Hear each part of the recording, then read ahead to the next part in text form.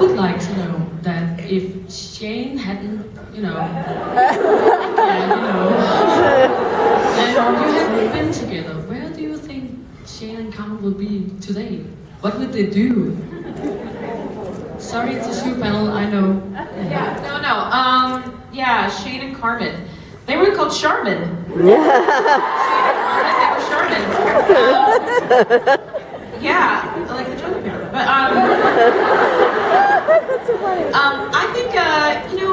I think they'd probably end up somewhere like like New York or like some hip, because Carmen was she had the whole DJ thing going.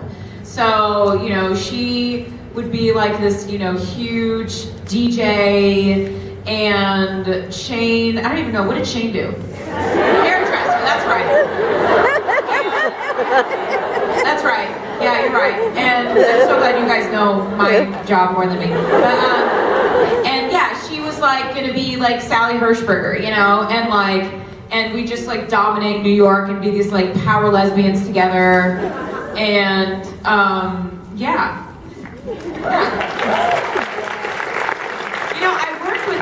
I worked with Kate not too long ago. I worked with her last year on Ray Donovan. And she's great. She's super cute. Stuff's on Twitter and Instagram, whatever, if you want to see. Who cares? Okay, go ahead.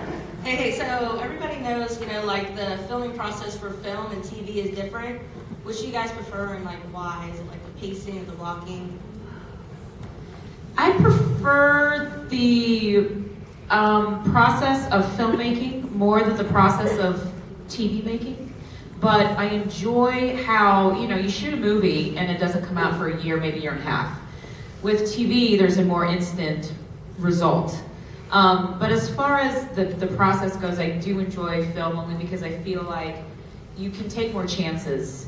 The people involved are really there for the art of storytelling, and they want to try things and be inventive, and you move at a slower pace.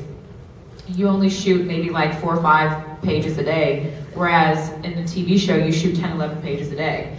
And it's just quicker, and it's not as, sometimes it's just about, okay, we gotta get it, move on, get it, move on. Whereas in film, I feel like you have more chance to like play with your character. I think I like TV. For a couple of reasons.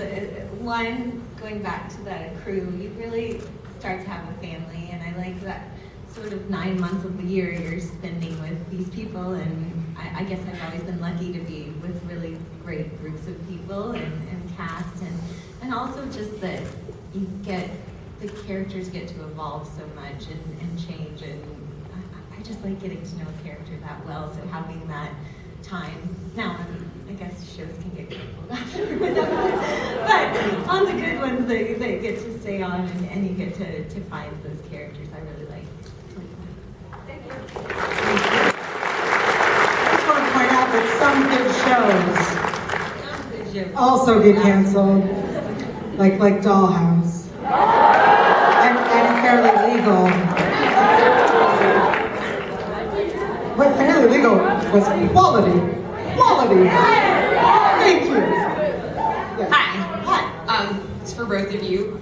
In canon, we see that Shaw has a personality disorder, and it's sort of talked about among the fans that Rue probably does have some type of personality disorder as well. But how does that change the way that you guys approach your characters when you know that there is that sort of affect that they have that is not necessarily neurotypical?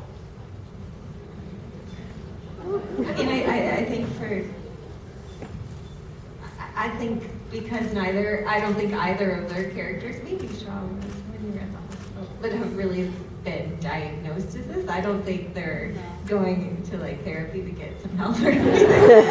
I think that's where we got a lot of the quirks of the characters, and that's how you were able to explain things that you do, things that maybe a normal person wouldn't do, like a lot of the things that we did. But I think just playing them as truthful to what was written and to the person that we wanted to portray. I don't think we were ever played into any sort of personality. I just know, like, my for me, the note, I just remember, it's like ingrained in my head. It was like, no smiles, no this, no that. You know, you have an access to type personality disorder. And I looked it up because I wasn't sure if that was real. And it is real. It actually is a real thing. And it is. It's like people that are very, you know, they've got so much, whatever it is, so much is suppressed and they don't know how to access it or to get it out. And so it actually is a thing, but I did not have the luxury of, to, like, for example, to sit with anybody who had that or to do anything like that. So, but that's also why I like the process of filmmaking, because in a film I would have had that time. But yeah, no, it does inform the character and it does change things a bit. You know, just try to play everything just stone cold. You know. Thank you. Hello. Hi guys. I just want to know, besides your own characters on the show, who was your favorite character and why was it Bear? Why was it Bear? Is that assuming that we said Bear was our favorite character? I mean, that is the correct answer. Oh, okay. So were you asking me or telling me? Tell us why you love Bear. Oh! But also, I told you, like, I favorite never character. each kid. I told you. But why was it Bear? Do you have a favorite character other than your own? You can say it wasn't there, but you're gonna get booed. Bear was obviously your favorite. Bear was my Who was favorite. second? Who was your Love second Bear. favorite? Like hiding in the slobbery wet kisses. Did you have a second favorite? Honestly, no, but I loved working with the dog. I really did. It was my favorite because working with the dog, what I loved about working with the dog is, you know, the dog does whatever it wants, you know, so it every take was somewhat different and you had to respond differently because you didn't really know what the dog was going to do. So, you know, even though he was the ultimate scene stealer, you can't out-cute the dog no matter how hard I damn try. And so, you know, it's like working with babies. You're not going to out-cute the baby. Like, it just doesn't work that way. But he really was my favorite for that because he really, like, kept me on my toes, and I had a great relationship with the dog. The dog actually bit a couple of the cast members. He bit Jim and he bit Kevin. Yeah, but you know, but the dog never bit me. And the dog never bit Michael, and it never bit Amy, and you know. That's all that really matters. That's all that matters. I loved working with the dog, and then one time I decided I hated working with the dog because we were in the middle of the polar vortex, and Sarah's face was blue, and I had no feeling in any of my limbs, and we had been filming outside all day, and the animal film services came and told us that the dog had to go home because it was too cold for the dog. That's right. That's actually a really funny story. The snow was coming down so hard you couldn't see your hand in front of your face, and we're all standing there like in a park. Like, who the is going to go to a park when it's snowing that hard? And I had lines in the scene. I had dialogue, but I refused to say any of them. I didn't say anything. I just stood there with my head down, and the snow was coming this way, and it was Jim, Michael, and Amy, and they all had lines, and it came time for me to talk, and I just was like, nope. It was miserable. I remember that. It was miserable. Thank you for your question. We can only take a few more, so if you're at the end of the line, I'm sorry. You started Thank you late both so though. much for coming. It means a lot.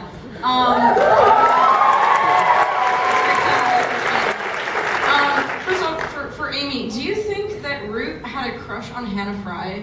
Because it kind of came across that way a little bit. Her friend at the beginning, like She was before your time. You know, her friend. I think. And my main question is for Root, what do you think changed? When did it change that she went from seeing people like fundamentally as bad code to being part of a family? Like, what do you think changed in the transition for that?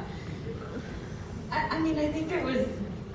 I watched all of it again. But you know, just being sort of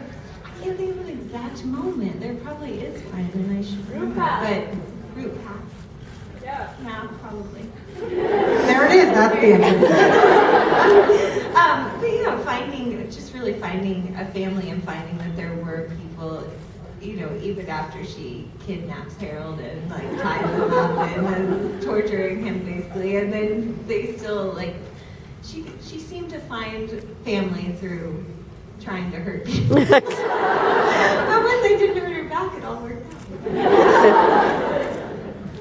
Thank you. I know that both of you have new projects that have been announced. And I want to make sure that everyone's aware, because I know they're going to want to watch it. So Amy, you're in the new Marvel X-Men pilot.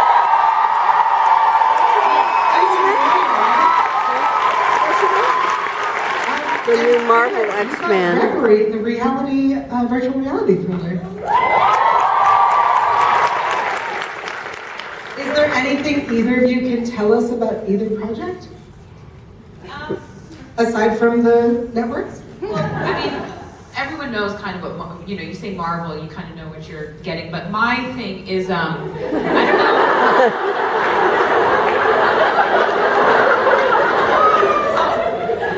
Anyway, but mine, just to fill you in on kind of what it's about is, I don't know if anyone ever saw the movie Inception. So it's kind of like the TV version of Inception. I go into people's deep subconsciousness, whatever, to try and, you know, help solve their issues and their problems. And so that's the virtual reality part of it all, is I'm going into people's subconscious. It's kind of like that movie Jennifer Lopez, The Cell. It's like if The Cell meets Inception, it's like that kind of thing. And then throughout it, I've got my own, I fall into this rabbit hole where the program starts messing with me, and the things that are happening in the virtual reality starts happening in the real world. And it's just, you know, it's from this director who directed a lot of really kind of popular thrillers. And so, you know, hopefully it'll be good. I also did an Amazon pilot called Halfway House, which was, let's see, who was in that one? It was Blythe Danner, Matthew Lillard was in it, and I play a meth addict. So we'll see which one goes. Awesome. So that's Amazon, and then Reverie is on Reverie's NBC. NBC. Yes, I have that. And Amy, anything you can tell us about the unnamed X-Men pilot on Fox? I'm afraid to. I don't know. Nope. I tried. I did what I could, guys. I did what I could. Thank you so much. Thank you guys. Thank you. Make sure you check your schedules for photos and autographs. Thank you all so much for coming. I just wanted to say really quickly, we've had a lot of acknowledgement from you guys, but I want to take a second and just acknowledge you guys, because we would not be where we're at, or at least I would not be where I'm at without your support. And so I thank each and every single one of you for your support individually. So thank you very much for that.